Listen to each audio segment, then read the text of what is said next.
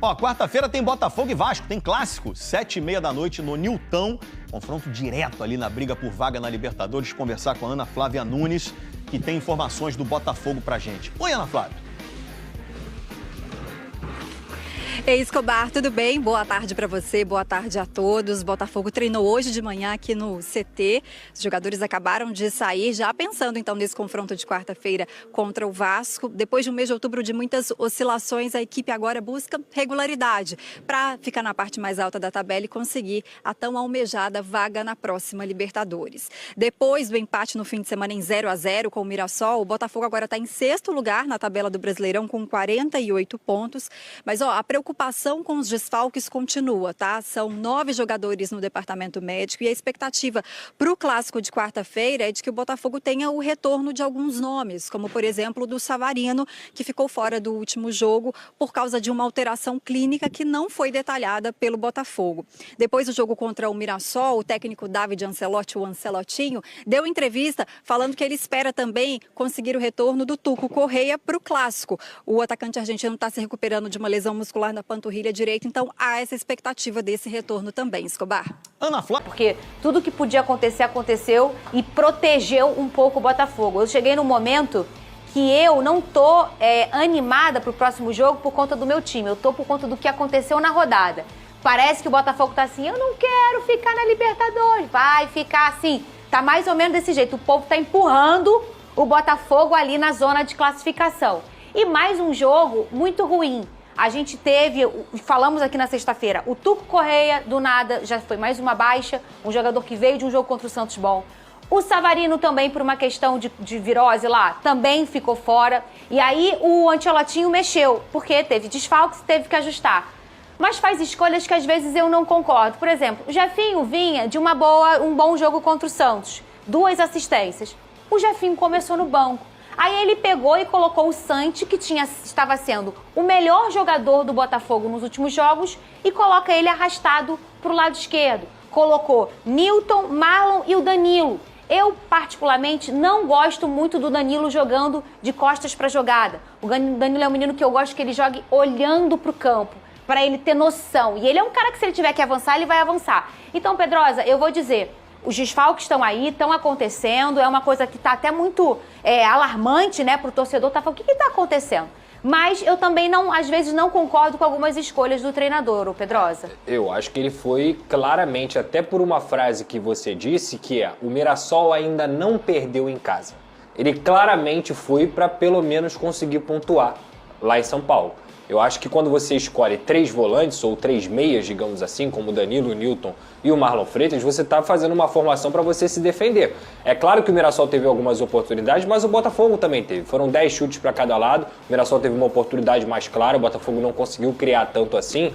Mas, repito, eu entendo que esse acúmulo de cansaço, pelo que você está falando, vem muito mais dos outros jogos do que desse jogo em si. É pelo menos a minha percepção. E o Jefinho, por mais que ele seja muito bom jogador com a bola no pé, e ele deu as assistências que a gente comentou aqui, ele não é um jogador que recompõe muito bem. Ele não tem o sem bola muito positivo. Então, para mim, mais uma vez, isso só reflete que o Botafogo foi lá para o estádio Maião para poder empatar ou vencer a partida, não perder. Foi para não perder, não perdeu, e eu considero que diante de tudo que a gente falou aqui, da tabela, o ponto tem que ser valorizado. Para você que estava congelado, descongelou ontem, olhou ali e tá vendo a gente comemorando que o Botafogo empatou com o Mirassol, gente, o Mirassol faz uma belíssima campanha de Série A, tá com o pé na Libertadores, na classificação direta, não perdeu em casa ainda. Então, se a gente for olhar o resultado, e aí o Pedrosa trouxe muito bem, o resultado não é ruim.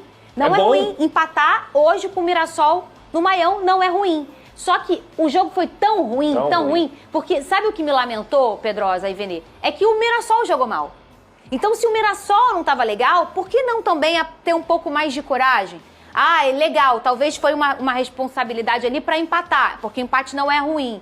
Mas, poxa, é o Botafogo, é o atual campeão dessa competição. Com tantos desfalques, às vezes um pouco mais de coragem. Você concorda comigo, Vene? Concordo, inclusive se o Botafogo tivesse feito um joguinho razoável, poderia ter vencido o Mirassol.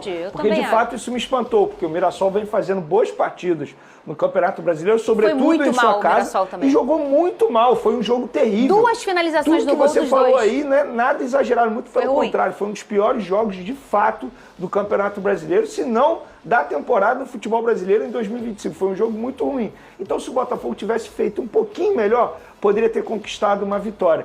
Analisando o resultado, não é um resultado ruim, mas analisando a tabela, foi pior para o Botafogo do que propriamente para o Mirassol. E o jogo também bem tenebroso, né? Olhar o seu time jogar tão mal, te entristece. O gramado é bom, hein? O gramado é bom. Tudo lá é muito bem organizado, né? Agora, Fernandinha, você falou do Bahia aí, deixa eu mencionar isso, que eu acho que a gente não pode deixar de passar isso. Agradecer e falar sobre que bom que esse cara voltou, porque o Everton Ribeiro, ele venceu um câncer. E o Bahia conseguiu uma vitória muito por conta da entrada dele. E é sensacional ver um cara que é ídolo da história do Flamengo vencer um câncer e voltar a performar dentro de campo. Gênio do futebol brasileiro. Um gênio, um ser humano, um atleta, né? A gente descola aí tudo. Pra quem não sabe, ele teve um câncer de tireoide recentemente. Operou e tá tudo bem e voltou a jogar ontem. Muito legal. Essa é a boa notícia. Essa é a maravilhosa notícia do ano. Agora, uma boa notícia também desse jogo do Botafogo. Eu tô falando dele há quanto tempo aqui pra vocês? O que eu tô falando desse menino? Mais de um mês. Esse garoto aí. Eu não tô falando dele. Eu lembrei de você. Eu tô falando desse garoto, gente. Olho vivo nesse menino, pé direito, zagueiro de pé direito, que é o que eu tô precisando. Saiu da escola agora. 18 anos, nunca fez uma baliza no carro.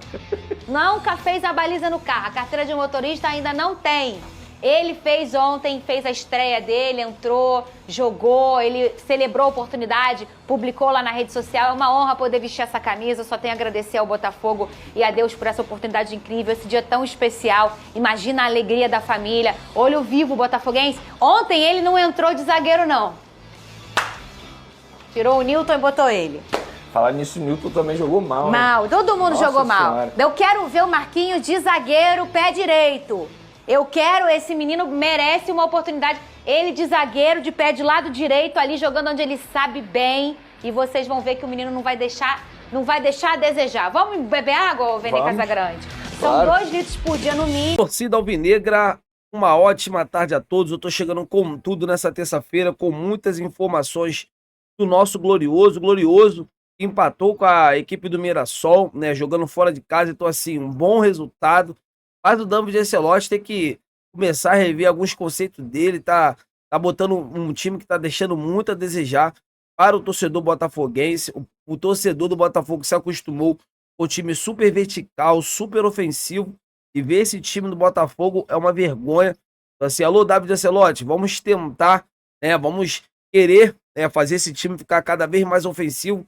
Se você quiser continuar no cargo do Botafogo, que será uma coisa muito difícil para a próxima temporada. E agora, quero falar sobre esse assunto que está repercutindo aí, Gerson chegando no Botafogo na próxima temporada. Então, o pai do jogador, né, pai e empresário do jogador, está tentando colocar, né, o Gerson no Botafogo, no Palmeiras, assim, negociar com o time russo. O John Textor até gostaria muito de ter o jogador, agora tem que ver as cifras, né, que o time russo irá pedir, dependendo se, né, o Zenit pedir um valor ali que seja acessível para o Botafogo. O que vocês acham, né, do Botafogo formalizar uma proposta?